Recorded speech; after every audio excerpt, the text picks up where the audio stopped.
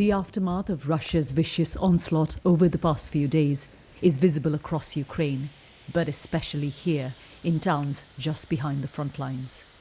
This is Rodynske, north of the embattled city of Pokrovsk. A glide bomb ripped through the town's main administrative building and 3 apartment blocks. From the edges, we can hear artillery fire and outgoing gunfire from Ukrainian soldiers shooting at drones. Just in the past 2-3 weeks, things have changed on this front. The most significant advance that Russia has possibly made since the start of January. Many believe this is the start of the summer offensive to take.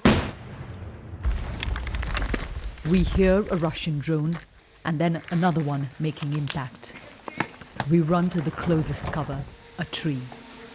Above us, the drone continues to hover. The terrifying whirring sound of what's become the deadliest weapon of this war. Stay or come! Come.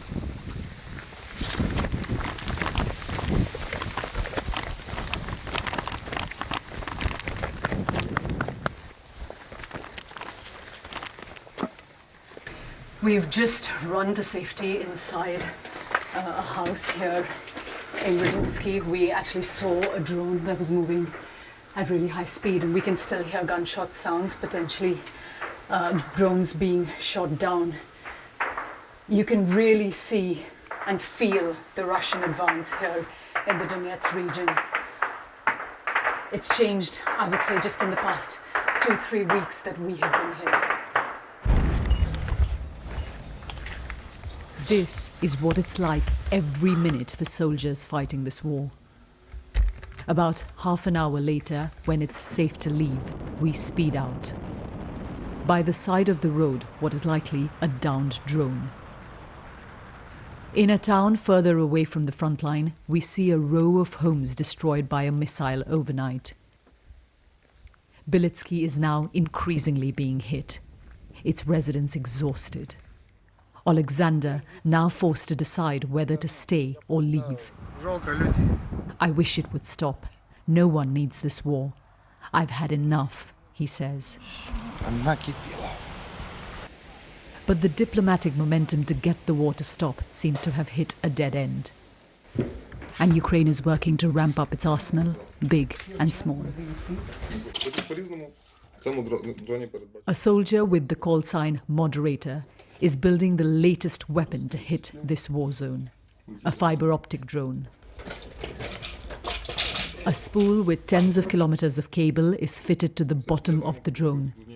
Fine and sturdy, the fibre optic cord is then physically attached to the controller that's held by the pilot. It's really important because on our front line, the enemy has a lot of electronic interceptors, which jam all the frequencies, so we can't fly our usual drones.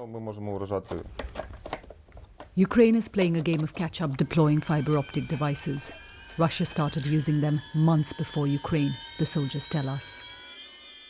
The chilling impact of rapidly changing technology can be seen in this recent video from the Eastern Front. A Russian drone chases an armoured vehicle carrying Ukrainian soldiers. The jammers on the top could have neutralized normal drones, but not a fibre optic one. It flies straight through the back door and explodes. Transporting soldiers to and from the front is often deadlier than the battlefield. At a safe house just out of reach of drones, we meet Serhiy, who works in a mortar unit. The terrain is flat, so there is nowhere to hide. And right now you can feel the intensity of Russia's assaults growing stronger. The men prepare to deploy to their positions.